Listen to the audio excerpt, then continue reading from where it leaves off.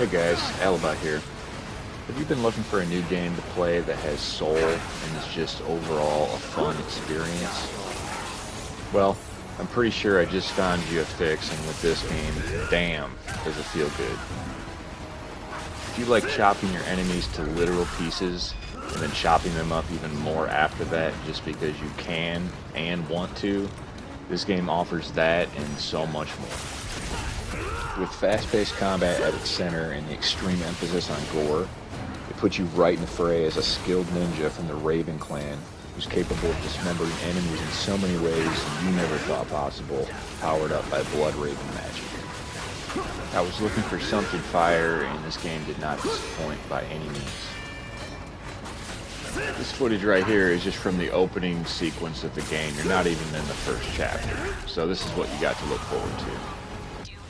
Whether sliding through the streets of Tokyo or climbing any obstacle in your way with ease, it just makes you feel like a master ninja already.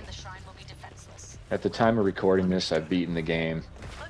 It was a pretty decent length. It took me about 30 hours doing all the side content, so not bad. And I gotta be honest, I'm even more excited to play it than I was when I first started. They added a lot of things other than just the main story. There's collectibles throughout the game, if you can find them, these Gordies that you press a sequence and capture them, which you can then turn in for mission rewards like health items or upgrade material. I had a really good time playing this game. The weapons are awesome, they all feel great. The combat is tricky at first, but once you get the hang of it, you just feel so powerful, and that's what you want in a game. So without wasting any more time, let's get into it. Ninja Gaiden 4.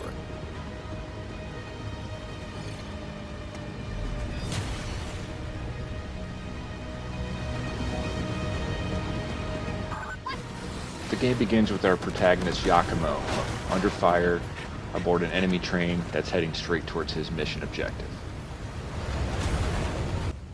Yakumo is a skilled ninja from the Raven clan, a rival clan separate from Ryu Hayabusa and the Hayabusa clan. His mission? Locate and destroy the Dark Dragon Priestess to end the lingering influence of the Dark Dragon's power. This is a clan prophecy, by the way, so the Raven clan actually believes this is the only way to stop it. Ryu Hayabusa has been the main character in the previous games and actually defeated the Dark Dragon in the last game, which was bringing chaos and darkness to the world.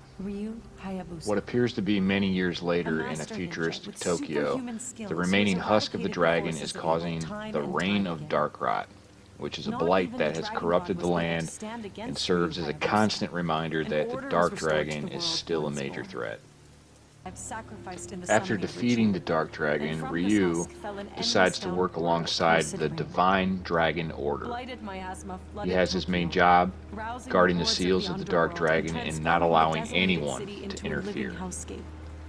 Therefore, the Divine Dragon Order captured the Dark Priestess and kept her locked up in what appears to be a secret military facility. Yakumo easily slashes his way into the facility, and now we get to meet Sayori, the Dark Priestess.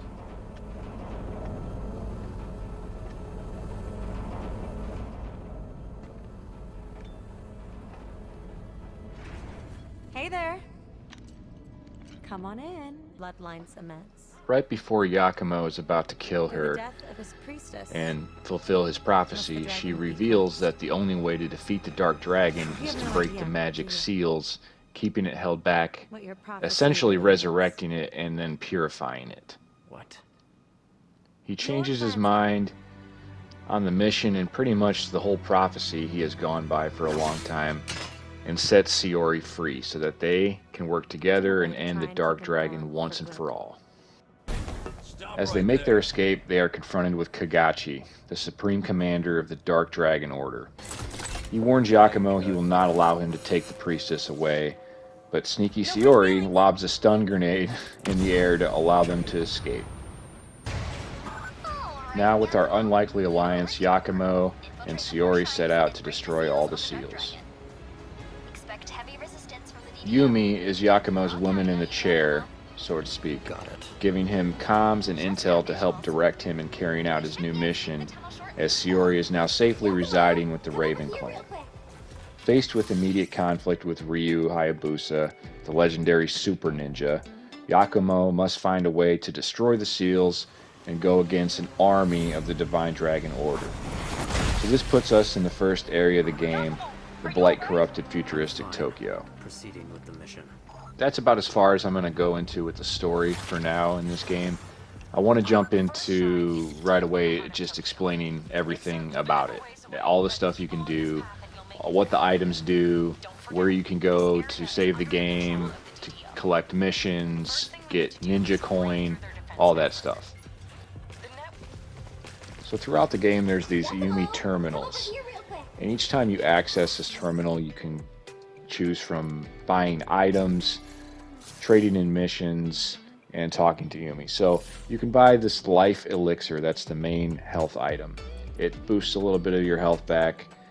The divine life elixir gives a moderate amount back, pretty good amount. Rejuvenating elixir heals you over time, and then the incense of rebirth gives you a free pass if you get killed, which essentially allows you to get back up off your feet after taking the final blow, restoring a moderate amount of health, and get you right back into the fight. Mission complete. Each time you get to a Umi terminal in a new area, there are missions that she offers for you, and it's ranging from killing a certain amount of enemies to finding a certain amount of hidden Gordies throughout the game.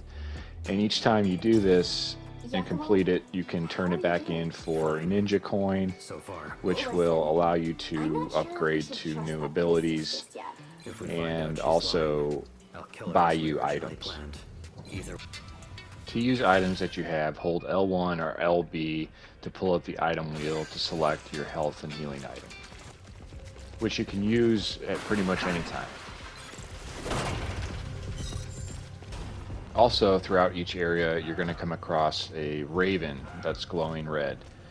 This will spawn your clanmate, Tyrant. Hey, kid. Tyron, what do you want? After each battle in the game, you'll accumulate ninja skill points after defeating the enemies, and this is where you go to spend them. You talk to Tyrant.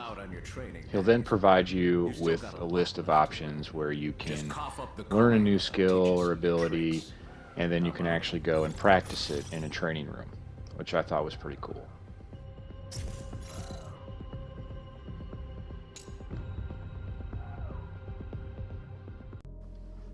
So right now I'm just showing you there is no lacking in abilities and upgrades. You can do so many things in this game, fighting not only with just your dual katanas that you get at the beginning, but every time you get a new weapon or use your original weapon, you can transform the weapon into something bit bigger and stronger using Blood Raven magic. So I'd like to go over just the basic combat mechanics of this game. I think they did a really good job from previous Ninja Gaiden games. First of all, the camera was really wonky in all the other games. You couldn't really move it around the way you wanted to. In this game, they completely changed that. When you're fighting, you can move the camera, left and right, wherever you need to see. So that's a good plus there. If you treat this game just like a hack and slash and you just mash buttons, you're going to die. You're going to die a lot of times. It is very difficult. When you're being swarmed by an enemy or just fighting one-on-one, they challenge you in ways where you can parry. And in this game, parrying is very difficult. You have to attack the enemy at the exact same time they're attacking you, and you will get a flash on the screen notifying you that you did the parry.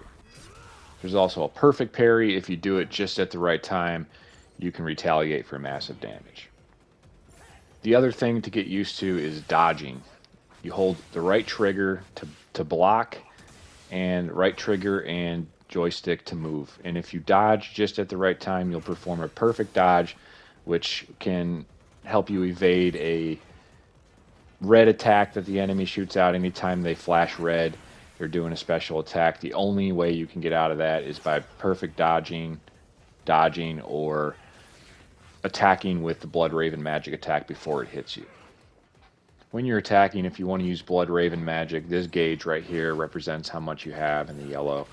And you press left trigger and the attack button at the same time. It is a very powerful attack, but depletes the gauge. You get it back by attacking enemies or just time going by. When an enemy flashes red, you can't just block or attack to parry. The only way to interrupt his attack is by using your Blood Raven magic, and that's by holding the left trigger and hitting the attack button at the right time before he hits you. Here's an example of a perfect block followed by a counterattack. Once you do it, you can dismember a limb, and after you dismember a limb, you press triangle or Y to do an obliterate attack, which instantly kills the enemy. It seems tricky and complicated at first, but once you get a hang of it, you'll start blocking and parrying when you need to, and believe me, you will need to, because enemies will just relentlessly attack you and kill you within seconds. Right here is an example of a basic encounter of how fast-paced the gameplay is and how aggressive the enemies are. So it's a good idea to try to dismember a limb, do an obliterate attack, and eliminate one of the enemies that's surrounding you. Once you do that, you can get a hang of the fights pretty easy after that.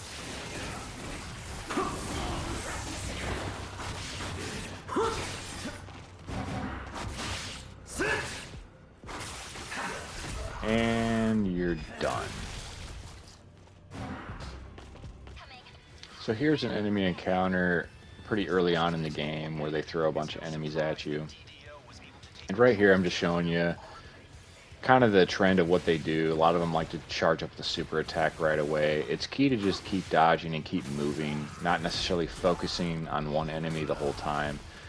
Once you do an obliterate attack, it actually charges up your berserk gauge a lot faster than just regular attacking, and that's that purple circle gauge down at the bottom of the screen. These red orbs, after you kill an enemy, you can absorb them like that to do an ultimate attack by holding down Y or triangle. It pretty much gives you a free kill on lower level enemies like this. But once you charge up that berserk gauge, you'll actually be able to enter berserk mode.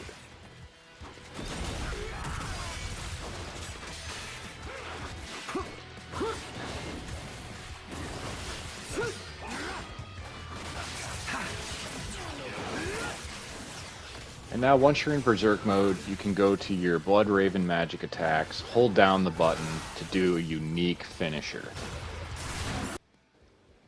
So now once you've gotten to the second area of the game here, you now have access to your second weapon in Yakumo's tool belt called the Yatusen.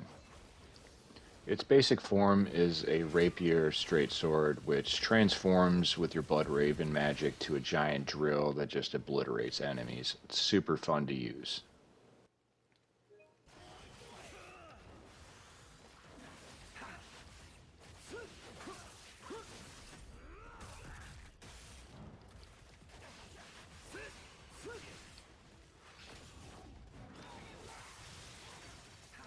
And all the weapons in this game basically have the same principle. You still use the same button combinations to change to the alternate form of the weapon. Once you get the Berserk mode, it's still the same actions to obliterate the enemies in the stylish manner that you choose. So towards the end of the game, you get my favorite weapon, and it's basically just a box of ninja tricks. It's got just about all the weapons from all the previous games. Mechanical arms that come out of the top. I mean, it's just over the top badass and cool. He's got, Wolverine forks for hands, whatever those are called, and ninja weaponry. You can throw bombs up in the air, and you have giant shurikens that you can use as range weapons. So it's kind of nice to be able to use range attacks once you finally unlock this weapon.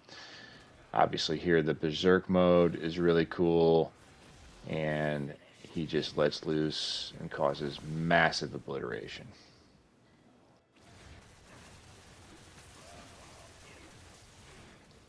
As you can see, there's just no lacking in creativity in how he can finish an enemy when it comes to obliterate attacks and ultimate attacks.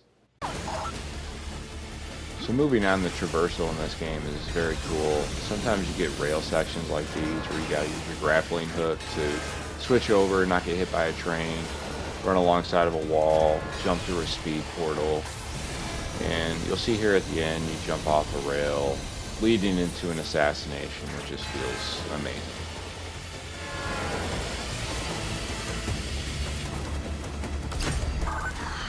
Looks like the DDO's caught up with you. So you do get the grappling hook early on in the game, which feels really nice. About the second part of the game, you get a glider that you can use to ride wind currents and get to very far heights.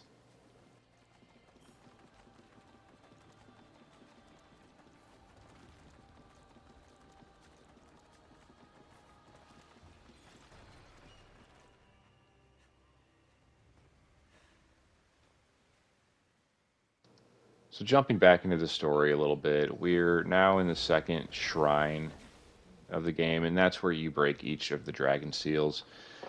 Guarding each shrine is a boss, and this one was pretty cool.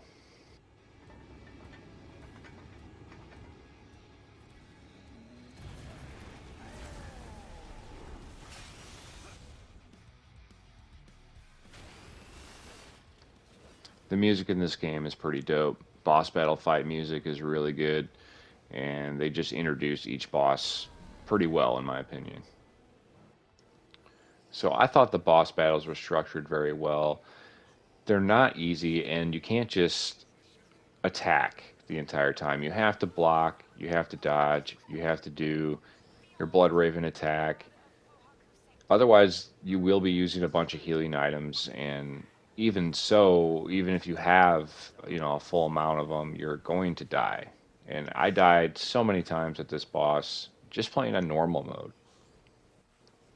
It is definitely a test of reflexes, that's for sure. But in the older Ninja Gaiden games, you would come across a boss and it's just kind of like, oh, here's the boss, and it would be over in like 30 seconds. So these actually feel like they put a lot of effort into them and get you feeling kind of sweaty. So when you finally get the boss's health down, what I thought was really neat is that you get to do a unique finisher for each boss. You pull out your Blood Raven magic weapon variant and just go to town.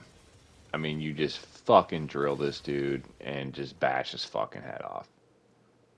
Let's get to it, shall we? After defeating the guardian of the shrine, Shiori comes out and does her thing to break the magic seal.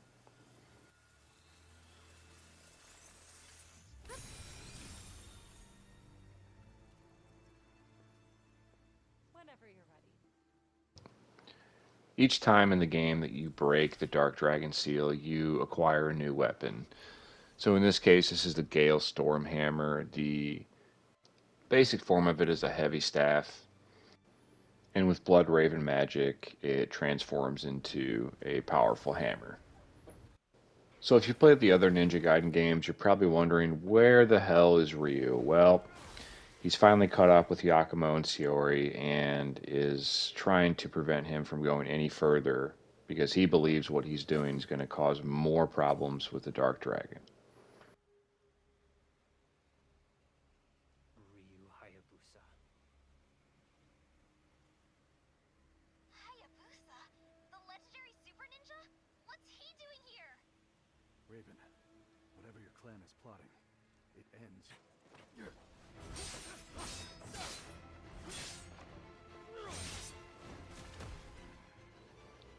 So now, inevitably, Ryu has caught up with Yakumo, and this is probably one of the coolest parts of the game.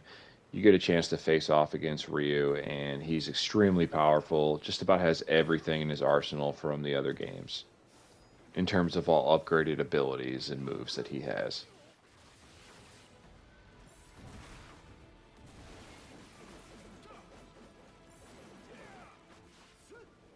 This is a really cool sequence that the game added, and just reminding you that yes, Ryu is still in the game. He's very important, and yes, you do get to play as him, and he is extremely powerful and a lot of fun to use.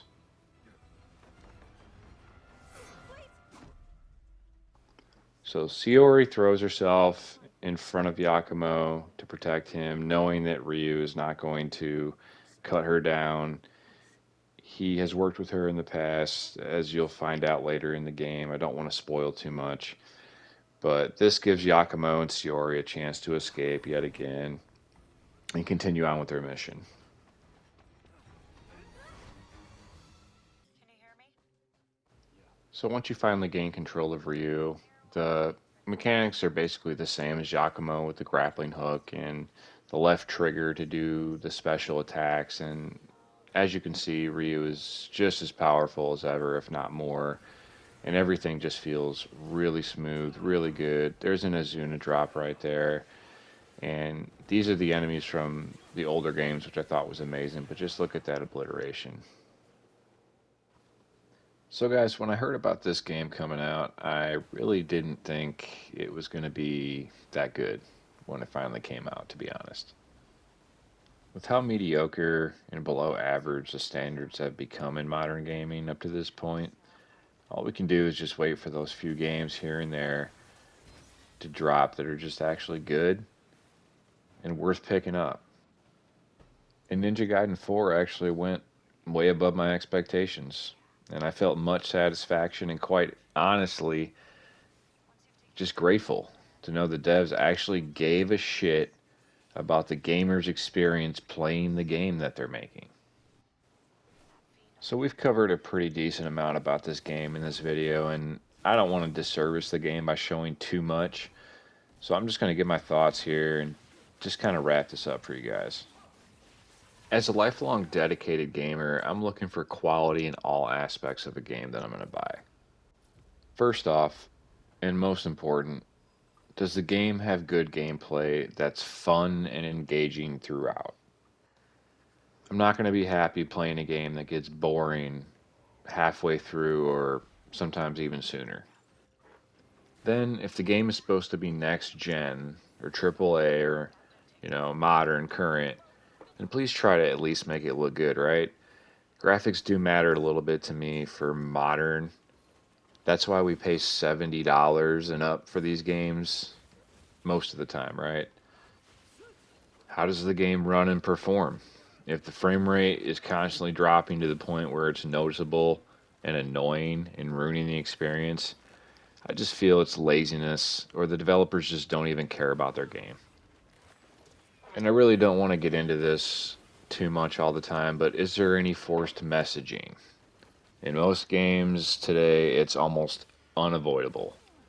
So I have so much more respect to developers and studios that can put that stuff aside and just focus on creating a good game for the gamers who are actually the ones buying them. What about the story? Well, it just kind of depends when it comes to each type of game. For this game, the story wasn't all that great in my opinion, but I didn't pick this up for the story. I wanted high octane action and challenging combat, and that's exactly what I got. So yeah, this shit has great gameplay that's smooth and doesn't ever feel buggy. And yes, it's actually fun to play. The cutscenes are pretty minimal, and I appreciate them not throwing padding into something like an action game. The graphics certainly met my standards, and I think they look pretty good overall. I was playing this on a regular PS5 and had no issues with performance. The game runs very smooth and the frame rate is solid. It didn't drop for me hardly at all, as it shouldn't. So is the game worth buying at full price? I would say yes. And the reason I'm saying that is this. There are not many selections anymore in the AAA space. So if a good game does come out in a franchise like Ninja Gaiden and it turns out to be what it should be, then yeah, you're going to spend the $70 on some slop anyway, right? So don't buy the slop, buy something that's good with $70. Now, is a game worth $70 in my opinion? No. But I looked into this game before I bought it. I didn't just hear about it, watch the trailer, and buy it day one on release. And because people do that and are so used to doing that, that's how these people get away with selling you crap and ruining franchises because they don't care about the franchise. They're not gamers. They don't care. But I digress. I had a really good experience with this game. I hope you like this review and feel like you can go pick it up and not have to worry about any other crap or being lectured to or any nonsense like that. It's just Ninja Gaiden. And it's good. And they did it well. And they made it even better. Put more effort into it to make certain things better. So yeah, I definitely think they did a good job, giving them credit for this. Does Ninja Gaiden still have it? Fuck yeah, it does.